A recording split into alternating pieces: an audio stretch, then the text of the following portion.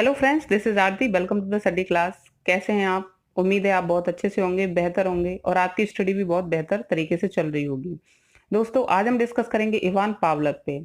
इससे पहले हम कई मनोवैज्ञानिकों पे डिस्कस कर चुके हैं। अगर आपने वो वीडियो नहीं देखे हैं तो आप उन्हें जरूर देखें।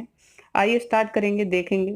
इन्होंने अध्ययन किया था कुत्ते पर। किस पे अध्ययन किया था गाइस? कुत्ते पर। इन्होंने दुनिया का सबसे पहला या पुराना अनुकूलन का सिद्धांत दिया है, जिसका नाम है शास्त्रीय अनुकूलन का सिद्धांत। इसे और भी नामों से जाना जाता है, जैसे कि सहज संबद्ध अनुक्रिया का सिद्धांत, दूसरा है अनुकूलित अनुक्रिया का सिद्धांत, तीसरा है अनुकूलित प्रत्यावर्तन का सिद्धांत और चौथा है शास्त्रीय अनुबंधन या अनुकूलन का सिद्धांत। ये चारों एक ही सिद्धांत के नाम है गाइस। आइए अब हम जान लेते हैं इवान पावलव के बारे में। इवान पावलव एक शारीरिक शास्त्री थे, जिसे हम बायोलॉजिस्ट भी कह सकते हैं। वह कुत्ते की लार ग्रंथि पर अध्ययन कर रहे थे। अध्ययन के दौरान उनको यह पता चला कि जैसे ही भोजन देखता है कुत्ता, वैसे ही लार टपकाना शुरू कर देता है। तो अचानक उनके दिमाग में आया कि घंटी को बजाकर देखा जाए कि कुत्ता लार टपकाता है या नहीं। तो जैसे ही पावलव ने घंटी बजाई, वैसे ही कुत्ता अपने कानों को खड़ा कर कर लेता है और इधर उधर देखने लगता है, परंतु लार नहीं टपकाता, क्योंकि कुत्ते को घंटी की आदत नहीं पड़ी है। पावलव ने बड़ी ही चालाकी से तीसरे चरण में कुत्ते को घंटी बजा के तुरंत भोजन देना शुरू किया और कुत्ता धीरे धीरे भोजन के साथ साथ घंटी का भी आदी हो गया। और अब जैसे ही घंटी बजती है, कुत्ता लार टपकाना शुरू कर देता है और अंततः उन्होंने भोजन को पूरी तरह हटा दिया और फिर भी कुत्ता घंटी की आवाज मात्र से लार टपकाता रहा। अर्थात घंटी की आवाज, जो कि पहले गैर अनुकूलित उद्दीपक था, अब बाद में कैसा उद्दीपक बन गया गाइस? अनुकूलित उद्दीपक बन गया। आइए अब हम इसके सिद्धांतों को बारी बारी से समझ लेते हैं। सहज संबद्ध अनुक्रिया का सिद्धांत, इसका अर्थ क्या है गाइस? देखेंगे। सहज का मतलब होता है आसानी से और संबंध का मतलब होता है जोड़ना। यदि किसी बालक को नई चीज सिखानी है तो उसके पूर्व ज्ञान से जोड़ देते हैं।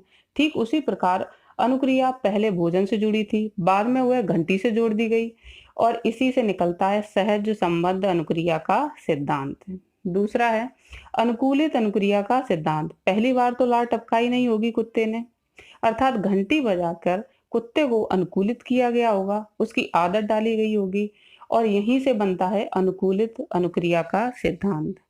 आगे नेक्स्ट देखेंगे, अनुकूलित प्रत्यावर्तन का सिद्धांत। प्रत्यावर्तन क्या होता है गाइस? प्रत्यावर्तन का अर्थ होता है रिफ्लेक्शन, किसी चीज का वापस लौट कर आना। जो अनुक्रिया वास्तव में पहले घंटी की आवाज पर नहीं थी, पहली बार कुत्ते ने घंटी की आवाज पर लार नहीं टपकाई थी, पर भोजन वाली अनुक्रिया लौटकर घंटी पर ही आ जाती है और यहीं से बनता है अनुकूलित प्रत्यावर्तन का सिद्धांत। नेक्स्ट फोर्थ देख लेंगे, शास्त्रीय अनुबंधन या अनुकूलन का सिद्धांत। यह दुनिया का सबसे पहला और पुराना सिद्धांत कहा जाता है, जिसे अनुबंधन के लिए जाना जाता है, इसीलिए इसे शास्त्रीय अनुबंधन का सिद्धांत कहते हैं। और अब हम देखेंगे पावलव के 3 बिंदु, जिनके लिए पावलव को जाना जाता है या माना जाता है, लोहा माना जाता है गाइस। देखेंगे। पहला है, अगर कोई गैर अनुकूलित उद्दीपक अनुकूलित उद्दीपक के साथ दिया जाए तो धीरे धीरे गैर अनुकूलित उद्दीपक अनुकूलित उद्दीपक बन जाता है, जैसे कि का। जैसे अगर हमें अपने किसी बच्चे को क सिखाना है तो हमें उसके पूर्व ज्ञान से जोड़ना पड़ेगा। कोई ऐसी चीज दिखानी पड़ेगी जिसके माध्यम से वो कब बोलना या लिखना सीख जाए, जैसे कि कबूतर। यदि हम बच्चे को कबूतर दिखाएं, बच्चों को बहुत लगाव होता है चिड़िया से, पक्षियों से, जानवरों से, चूहा, बिल्ली, कबूतर, चिड़िया, कुत्ता, इन चीजों से बहुत लगाव होता है। बहुत मस्त रहते हैं, खुश रहते हैं इन चीजों के साथ में बच्चे। तो क्या होता है कि अगर हम बच्चे को कबूतर दिखाएंगे तो बच्चा कबूतर को देखकर बहुत जल्द का बोलना सीख जाएगा और का लिखना भी सीख जाएगा। तो यहाँ से बनता है कि गैर अनुकूलित उद्दीपक को अगर हम अनुकूलित उद्दीपक के साथ रख दें तो गैर अनुकूलित उद्दीपक भी अनुकूलित उद्दीपक बन जाता है।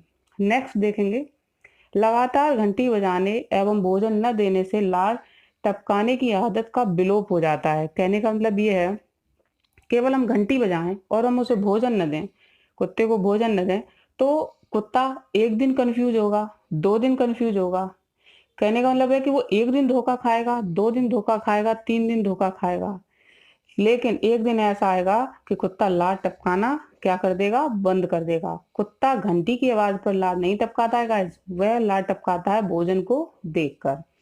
आई थिंक आपको समझ आ गया होगा। थर्ड देखेंगे गैर अनुकूलित उद्दीपक। गैर अनुकूलित उद्दीपक और अनुकूलित उद्दीपक के बीच में 5 सेकंड से ज्यादा का अंतर नहीं होना चाहिए। पावलोव कहते हैं कि यदि 5 सेकंड से ज्यादा का अंतर होता है तो कुत्ता क्या हो जाएगा? कंफ्यूज हो जाएगा।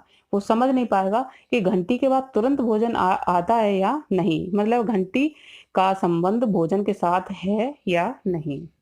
गाइज ये छोटा सा वीडियो था, उम्मीद है आपको पसंद आया होगा। अगर पसंद आया हो तो सब्सक्राइब, लाइक, शेयर करना ना भूलें। Thank you so much.